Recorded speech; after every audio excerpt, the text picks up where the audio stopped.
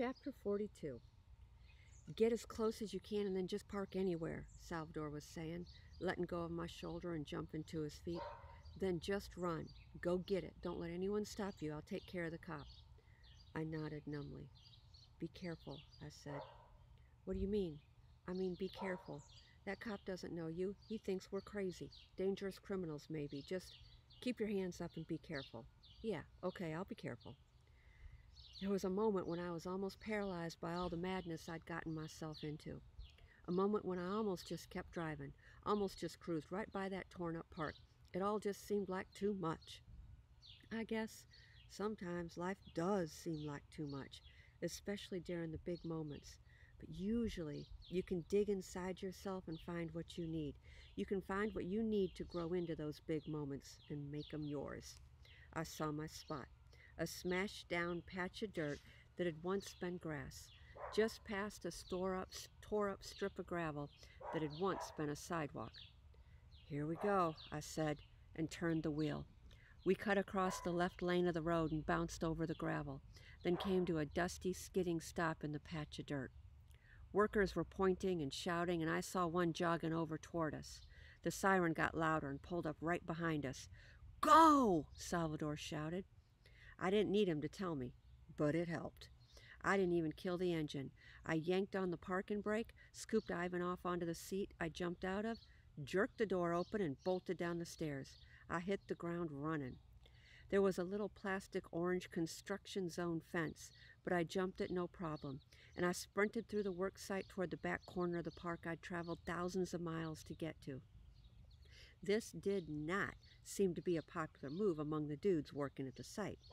The kind of vague shouting and pointing turned into some pretty specific shouting and pointing once I cleared that little fence. Behind me I heard some yelling that sounded sort of police-ish and risked a quick look over my shoulder. Sure enough, there was the cop car parked all sideways behind Yeager, and there was the cop walking with all sorts of angry, uptight body language toward Salvador, who was walking back toward the cop with both hands up in the air. The cop didn't have his gun out, thank the Lord, but he did have one hand down on its grip, sticking out of its holster. I couldn't hear his words, but I could tell that Salvador was talking, and that he was angling himself to stand between the cop and me. God bless that boy. I looked forward again, and just in time, too. A beefy guy in a flannel shirt was lunging toward me, hands ready to grab. I veered to the side, dodging him, but just barely. He took a couple of half-hearted steps in pursuit, but his belly outweighed his ambition, and I left him gasping and swearing. I bolted through where I was pretty sure there used to be a swing set and a slide, but it was now just a mess of dirt and holes and bulldozer tracks. I had some good memories about that swing set, memories of Mom's hand on my back, pushing me high, of Rose learning to kick her pudgy toddler legs, of jumping off contests with Ava when I felt like I was flying, but lost to her long legs every time. But it was too late for the swing set now, and I wasn't here for it anyway. I cut around a bench, and then zipped hard around an idling front-end loader, and then I had a straight shot toward the back corner, the wild corner, the overgrown corner, the wooded corner where on a sunny spring day 5 years ago I'd knelt with most of my family and buried some memories. But it wasn't there. And I don't just mean that that box wasn't there. None of it was there. There was no corner. There was no wild. There was no overgrown. There was no woods. My steps faltered. My stride slowed, but I kept on charging forward because my legs didn't quite believe what my eyes were telling me. There was no memory corner. There was, off to the side, a stack of stripped-down logs and a ragged pile of leaves and branches. There was a big ditch clawed into the ground, and there was a giant mound of soil and dirt and rocks, and there was a big rusty backhoe, this one being moved by a man inside, scraping the bottom of the ditch with its enormous steel scoop, and then pivoting with a lurch and dumping the load on the top of the mound. "Hey, kid!" I heard the shout and saw the man running my way on a diagonal. My brain was still catching up to the mess in front of me and what it meant, but I'd gone this far and wasn't going to stop now. So I added some juice to my legs, stretching out my stride and surging past the guy. I looked urgently around as I ran up to the scene of the crime, trying to size up where things were, where things had been, where things were supposed to be. I was out of breath. The sun was in my eyes. Memories and desperation had their hands around my throat. and I was trying to compare the present torn-up, dusty wasteland with the green wooded park of my 5-year-old memories. What I'm saying is, I was having a real hard time. I squinted around, looking at the shapes of the hills, at the distance to the street, at the houses nearby, sizing up where I thought I was compared to where I'd knelt that day in memory. I tried to place the ghost of my mama, the ghosts of my sisters where they had been, laughing, smiling, touching, breathing, alive. I tried to find them there amid the ripped trees, the gouged ground, the torn trench. I listened for where their echoes might still ring. That park was like my heart in some ways, I guess, scraped bare and scarred, alive mostly in memory. But I was pretty sure I knew where I was in it. I jumped down into the ditch. I was at the part where I started digging for memory. The ditch was waist deep. The guy in the big metal digger was shouting at me, waving his arms, but his concern was no concern of mine. The machine fell silent and the guy stepped half out of it, yelling, but my ears weren't listening for his anger. They were listening for my ghosts. I picked my way through the ditch, stumbling but not falling. I wasn't seeing the dirt, the stones, the roots around me. I was seeing a tree-shaded clearing and the shadows of 2 sisters and a mama's face, and I was hearing her words. All right now. Everyone put a hand on the box. Yes, just like that, Rose.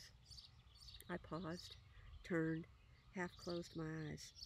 I held the memory behind my eyelids, looking through it at the world around me, trying to find where my feet needed to be, where my hands needed to dig. Perfect. Now repeat after me. I could see the shared smiles we passed each other, the shining eyes. I promise, as a mother, as a daughter, as a sister, as a mother, as a daughter, as a sister, to hold my mother, my daughters, my sisters in my heart, to hold my mother, my daughters, my sisters in my heart, and I promise to come back, and I promise to come back to this very spot, to this very spot, to retrieve this sacred box of memories, to retrieve this sacred box of memories 10 years from today. 10 years from today. Amen, the end. Amen, the end. I breathed in slow, breathed out. I came back, I whispered to the dirt, to the memory, to the ghosts, to my mom and my sisters. A little early, but I'm back. Promise kept. I opened my eyes and looked around. So where are you? And there was no answer. And I almost had expected one. Come on, Coyote, ghosts aren't real. Memories don't talk. It was just me, standing in the dirt, alone. A gust of wind blew, spitting dust into my eyes. It brought with it the yells of the men, the sounds of the park being ripped out, the noise of the world going on with its business.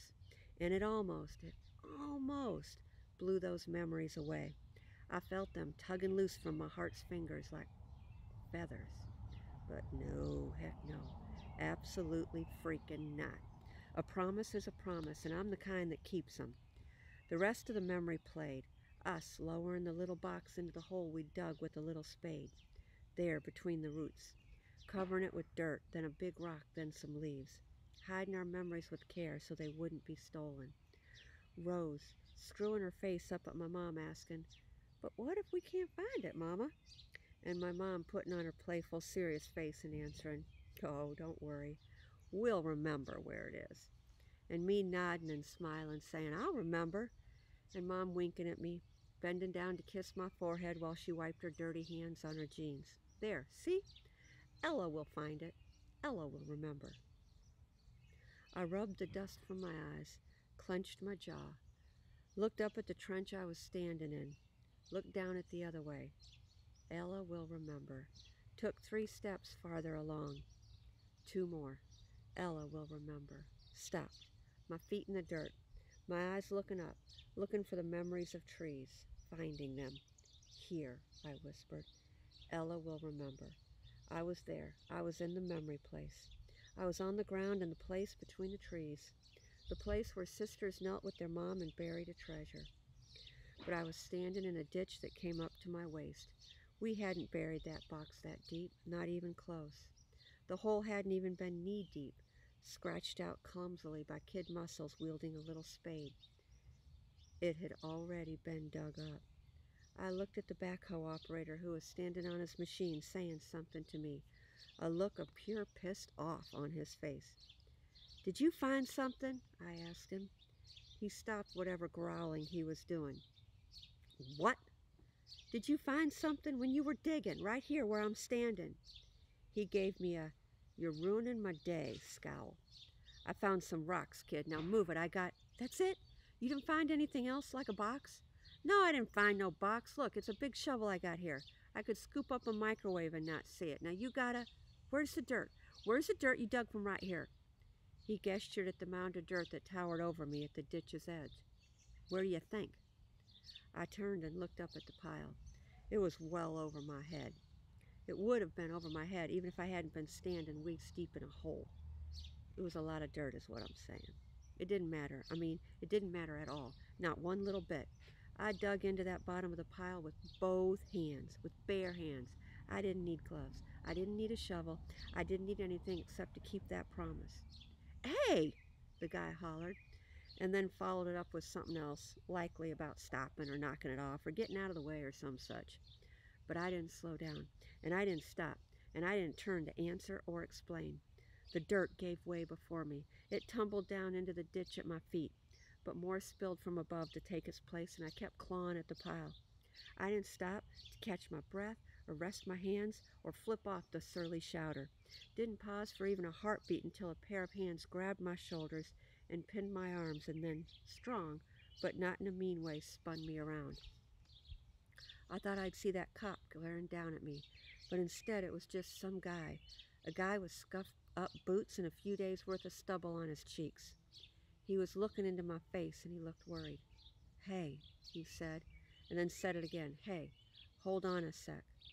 I stood there in his grip, my breath coming in heaves. "What's going on?" he asked. "I have to find it," I said, and I tried to shake loose. "Find what?" "There's a box and we buried it and I have to find it," I said in one breathless burst. "Hey," he said again, and when I struggled to break free and turn around, "Listen, sorry kid, but if you've buried it here, it's gone, and you gotta leave, all right? This is a work zone. It ain't safe." I shook my head. "No, I have to find it." "Well, you aren't going to. Sorry. You're going to get out of this ditch and then get on home." He grabbed me firm, his fingers around my wrist, and started to walk, pulling me with him toward the end of the trench. I dug in my heels and wrenched my wrist free, and when he turned to grab me again, I raised both my hands up out of his reach. "I have to find it," I shouted, and I brought my fists down on his chest. He stepped back, taken by surprise, and I raised my fists again. I was almost ready to hit him again, almost ready to hit and claw and scratch and kick and do whatever fighting I had to do, because I was fighting for what was worth fighting for.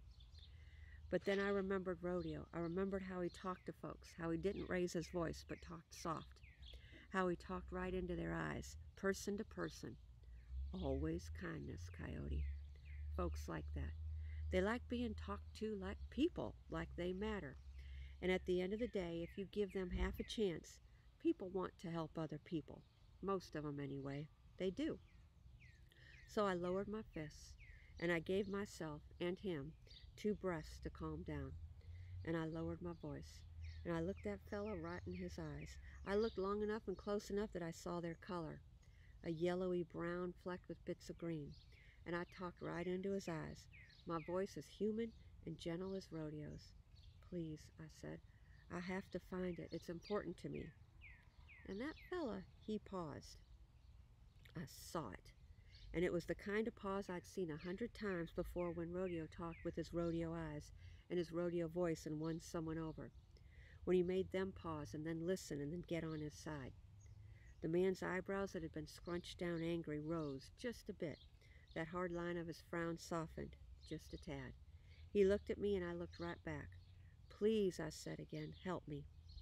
The man blinked and he took one good, deep breath. And then he said with a little shrug in his voice, "What kind of box is it?" And I didn't smile because it wasn't a smiling kind of moment. "It's a metal box, about the size and shape of a shoebox. We buried it right here 5 years ago." "You sure it was right here?" "Sure as sugar, sir." The man shook his head. But then he kind of shooed me toward the pile with his hands. All right, we gotta hurry though. And I spun back to the dirt and started digging again. And that fellow with the green flecked eyes stepped right up at my side, and he started digging with his hands too.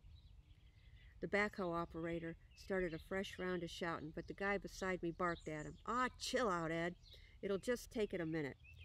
And then Ed said, Dang it, Travis, I got a schedule to keep. And my new friend Travis answered, Well, if you're in such a rush, why don't you get us a couple shovels? And Ed snorted and spit. But a second later, he was gone. And a minute after that, he was in the ditch with us, handing us shovels. And he started digging on my other side. And between shovelfuls, he asked me, What are we looking for? And I paused long enough to tell him, and his voice was rude and gruff, but I swear, if I hadn't been so busy digging, I would have hugged that man. We tore into that hill of dirt, us three. There was nothing but the sound of our breathing and the clinking and scritching of our shovels digging dirt and tossing rocks. Sweat was dripping into my eyes, and I was wiping at it with my arm. So I don't know when exactly he got there, but I looked up and saw Salvador standing up at the surface, working at the side of the pile with a shovel of his own, his white undershirt smeared with dirt. He saw me seeing him and gave me a little nod, but he kept working, attacking the dirt. An ornery bleat rang out, and Gladys walked up to the ditch, flapped her ears, and peered down at me. I'd bolted out of Jaeger at a dead run and left the door standing open behind me. But I wasn't worried. Gladys could take care of herself. Then, if he could read my mind, Salvador said between breaths, Don't worry, Ivan's still on the bus, and I closed the door. I heard somewhere a voice still shouting, and I glanced up just long enough to see it was the cop, hands on his hips and a frown on his face, taking turns snarling at Salvador and throwing some words at us down the ditch. Finally, Ed, big old grumpy Ed, stopped for a breath and leaned on his shovel, sweating, and said up at the cop, Come on, man, give it a break. This girl is looking for something. What is she looking for? Well, it ain't a gun, all right, so just give us a minute. Ed was growing on me. The cop seethed, but he zipped his lip and just stood there, rocking on his heels and looking nasty. We hacked away at that mountain of dirt, me and Ed and Travis and Salvador, tossing the dirt over our shoulder and sending little avalanches of it crumbling down to our feet. The pile got smaller and smaller, and we got sweatier and dirtier, and all our shovels hit was dirt or rocks or roots. Eventually, Ed gave up. He grunted and wiped his face and stepped back, panting from the work, and then sat on the opposite edge of the ditch watching us. Beside me, I could tell that Travis was losing hope too. His scoops got fewer and farther between, and sometimes he just kind of stood there poking at the mound with his shovel. Salvador never slowed down, though. Every time I glanced up, he was digging and scooping and throwing. His shirt was filthy now and stuck to his body with sweat. But he never stopped. I knew he wasn't going to stop until I did. That's a friend right there. That's the kind of friend you want with you. My shovel dove and plunked and scooped and lifted and tossed and then dove and plunked again. And then, just like in some dumb movie, it happened. My shovel dove and plunked, but it didn't plunk deep. It plunked shallow and stopped cold. I'd already hit plenty of rocks, but this plunk felt different. A little less solid, a little more hopeful. And it made a sound too. A sound like a rock hitting a stop sign. It was quiet, muffled by dirt, but it was there. I knew I hadn't imagined it because even Travis stopped his poking, and his head snapped over to look at where my shovel had plunked. I scraped the shovel nose back, but the dirt above came cascading down so quickly that I couldn't see anything, and I stabbed with the shovel 1, 2, 3 more times, and each time I carved a little more dirt away, and each time it made that little sound, and each time that sound was a little louder. And then, finally, the dirt that kept falling down didn't fall straight down. It split and poured down around the corner of something. The corner of something that was sticking out just a bit from that pile of dirt. The corner of something that was metal and square. I stopped. I just froze. I was looking at it. It was looking at me. That it? Travis asked, and I couldn't answer. I dropped the shovel. I reached out with an unsteady hand. My fingers stopped an inch away. My heart pounded in my ears, and my lungs held on to their breath like it was their last. And then I touched it. I just touched it lightly. Mom, I whispered, my finger on that box we'd buried there together. Ella will remember.